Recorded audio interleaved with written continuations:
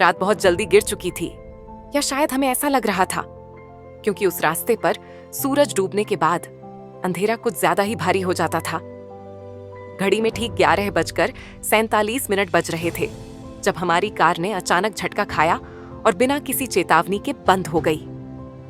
Engine से एक अजीब सी कराहने जैसी आवाज आई और फिर सन्नाटा। चारों तरफ घना जंगल था, इतना घना कि सड़क मानो पेड़ों के बीच दबकर गायब हो गई हो। मैं अर्जुन इस ट्रिप को एक और एडवेंचर वीडियो समझकर निकला था, लेकिन जैसे ही कार बंद हुई, दिल के अंदर कुछ अजीब सा बैठ गया। मेरे साथ रोहन था, जो हर हालात में मजाक ढूंढ लेता था। मीरा थी, जो कम बोलती थी लेकिन हर छोटी चीज को नोटिस करती थी। और समीर था, जो खुद को प्रैक्टिकल सर्वाइवर मानता था। रोहन ने कार से उतरते हुए हंसकर कहा कि लगता है गाड़ी ने भी तय कर लिया है कि अब आगे नहीं जाना चाहिए। उसकी हंसी में हल्कापन था, लेकिन उस हल्केपन के नीचे डर छुपा हुआ था, जिसे हम सब महसूस कर रहे थे। मैंने मोबाइल की टॉर्च ऑन की तो रोशनी बस 2-3 कदम आगे तक ही गई। उसके बाद अंधेरा उसे निगल गया। ऐसा लगा जैसे जंगल रोशनी को पसंद नहीं करता। मीरा ने चारों तरफ देखते हुए कहा कि यहाँ की हवा अजीब है, जैसे सांस लेते वक्त भी कोई हमें देख रहा हो। समीर ने कहा कि घबराने की जरूरत नहीं है, सुबह होते ही सब ठीक हो जाएगा। लेकिन उसकी आवाज में भी भरोसा नहीं था। नेटवर्क पूरी तरह गायब था और जीपीएस बार बार घूमकर हमें उसी पॉइंट पर ला रहा था, जैसे कोई जानबूझकर रास्ता बदल रहा हो। तभी झाड़ियों में हलचल हुई। कोई जानवर दिखाई नहीं दिया, लेकिन पत्तों के सरकने की आवाज बहुत पास से आई। रोहन ने मजाक में कहा कि अगर कोई शेर है तो सामने आ जाए। पीछे से डराने का स्टाइल अब पुराना हो चुका है।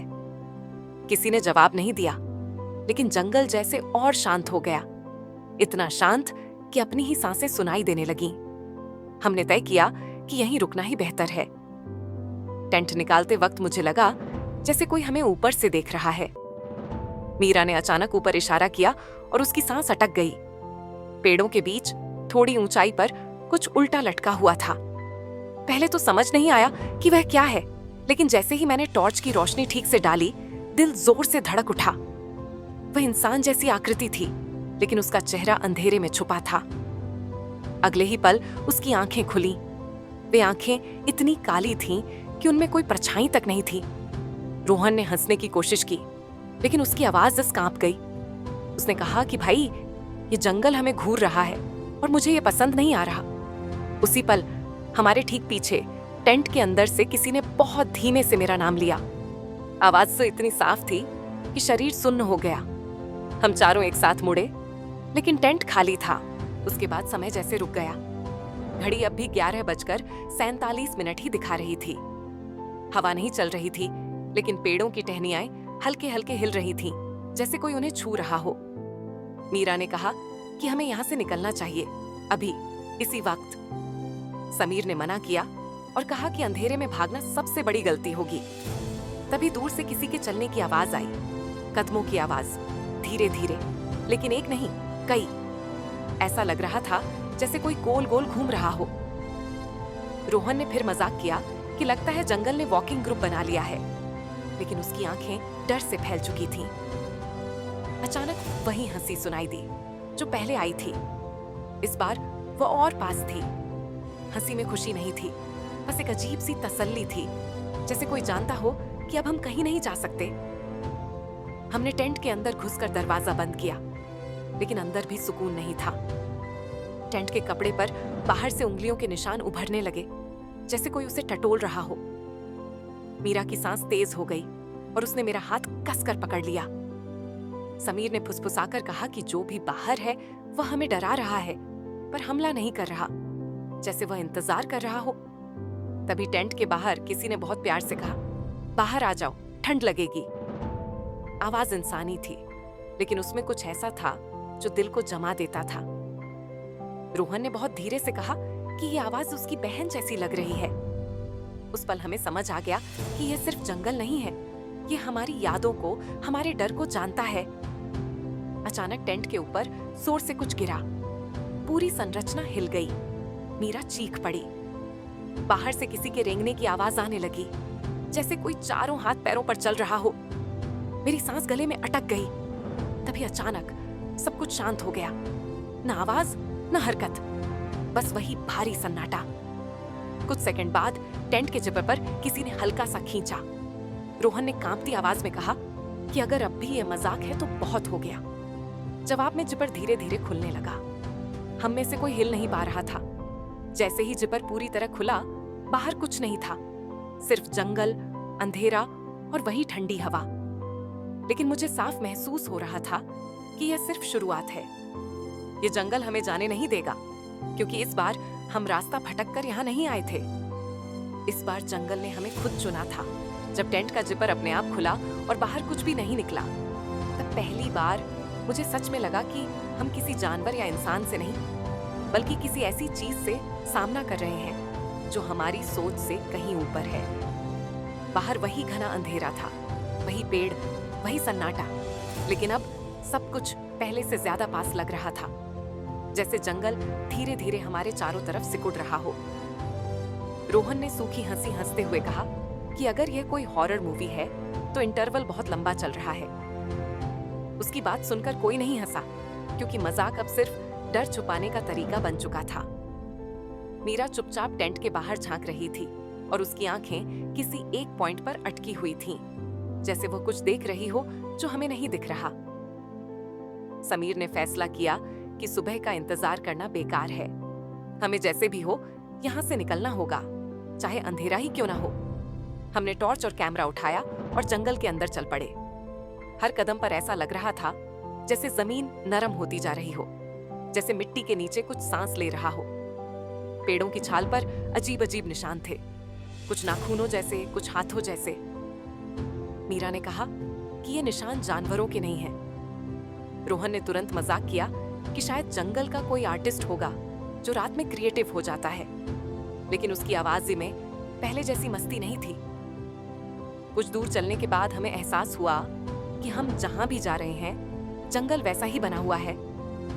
कोई रास्ता अलग नहीं लग रहा था, कोई पहचान का निशान नहीं। ऐसा लग रहा था जैसे हम एक ही जगह घूम रहे हों, बस दिशा बदल रही हो। तभी मुझे बहुत साफ महसूस हुआ कि कोई हमारे पीछे चल रहा है, बिल्कुल हमारे कदमों के साथ। जब मैं रुकता वह भी रुक जाता, जब मैं तेज चलता वह भी तेज हो जाता। मैंने पीछे मुड़कर देखा, लेकिन वहां कुछ नहीं था। कुछ देर बाद हमें एक पुरानी टूटी फूटी झोपड़ी दिखाई दी। वह इतनी पुरानी लग रही थी जैसे जंगल का ही हिस्सा बन चुकी हो। छत आधी गिरी हुई थी और दरवाजा लटका हुआ था। समीर ने कहा कि अंदर चलकर देखना चाहिए, शायद वहां कुछ जवाब मिले। अंदर घुसते ही एक अजीब सी बदबू आई, जैसे सड़ी हुई लकड़ी और पुराने खून की मिलीजुली गंध। दीवारों पर अजीब निशान बने थे, गोल गोल, टेढ़े मेढ़े, जैसे किसी ने पागलपन में उन्हें बनाया हो। एक दीवार पर खून जैसे रंग से लिखा था, यह जंगल रास्ता नहीं देता, ये फैसला करता है। मीरा ने फर्श पर पड़ी एक पुरानी डायरी उठाई। उसके पन्ने पीले पड़ चुके थे, लेकिन लिखावट साफ थी।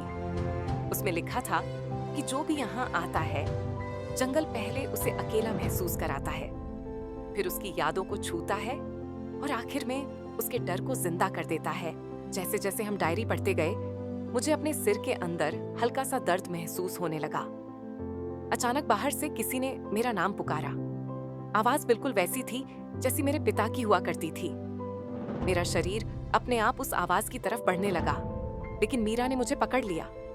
उसकी आंखों में डर था और उसने कहा कि यह सच नहीं है।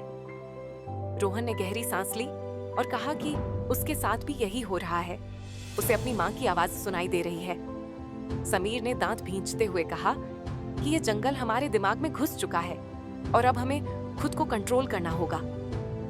तभी झोपड़ी के बाहर किसी के दौड़ने की आवाज आई, बहुत तेज, बहुत पास। हम सब बाहर भागे, लेकिन बाहर कोई नहीं था।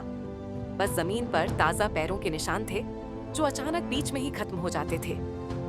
हम आगे बढ़ते गए, लेकिन अब डर सिर्फ बाहर नहीं था, अंदर भी था। हर किसी की आंखों में शक था, जैसे हमें भी एक दूसरे पर भरोसा नहीं रहा हो। रोहन ने अचानक रुककर कहा कि उसे लग रहा है कि हम 3 ही हैं। जब मैंने गिना तो मेरे पैरों तले जमीन खिसक गई। हम सच में 3 थे। समीर हमारे साथ नहीं था। हमने उसका नाम पुकारा, चिल्लाए, लेकिन जवाब में सिर्फ हमारी ही आवाजें गूंजकर वापस आईं। तभी जंगल के अंदर से समीर की आवाज आई, बहुत शांत, बहुत साफ। उसने कहा कि वह ठीक है और हमें बुला रहा है। मीरा ने मेरा हाथ कसकर पकड़ लिया और कहा कि वह नहीं जाएगी। रोहन ने एक पल सोचा और फिर बोला कि अगर वह सच में समीर है तो उसे अकेला नहीं छोड़ सकते। हम आवाज की दिशा में चल पड़े। जैसे जैसे हम आगे बढ़े, हवा ठंडी होती गई और पेड़ और करीब आते गए। अचानक हमें समीर दिखा। वह एक पेड़ के पास खड़ा था, बिल्कुल शांत। लेकिन कुछ गलत था। उसकी आंखें बिल्कुल खाली थीं और उसकी परछाई गलत दिशा में पड़ रही थी। मीरा ने फुसफुसाकर कहा कि यह समीर नहीं है। तभी समीर मुस्कुराया और उसकी आवाज बदली। उसने कहा कि जंगल को एक चाहिए और वह किसी को छोड़े बिना जवाब नहीं लेता। रोहन ने गुस्से और डर के बीच मजाक करने की कोशिश की और कहा कि भाई, सब्सक्राइबर कम हो तो चैनल बंद कर देते हैं, इंसान नहीं खाते। लेकिन अगले ही पल रोहन की हंसी रुक गई, क्योंकि उसके पीछे कुछ खड़ा था, बहुत लंबा, बहुत काला। मैंने चीख कर उसे पीछे हटने को कहा, लेकिन उससे पहले ही वह चीज आगे बढ़ चुकी थी। रोहन ने मेरी तरफ देखा। उसकी आंखों में पहली बार सच्चा डर था और फिर वह अंधेरे में खिंचता चला गया। उसकी आवाज जंगल में गूंजती रही। फिर अचानक सब कुछ शांत हो गया। मैं और मीरा अकेले रह गए थे। जंगल और भी पास आ गया था। अब हमें साफ समझ आ चुका था कि यह जगह शरीर नहीं, दिमाग से मारती है और यह खेल अभी खत्म नहीं हुआ था। असली कीमत अब चुकाई जानी थी।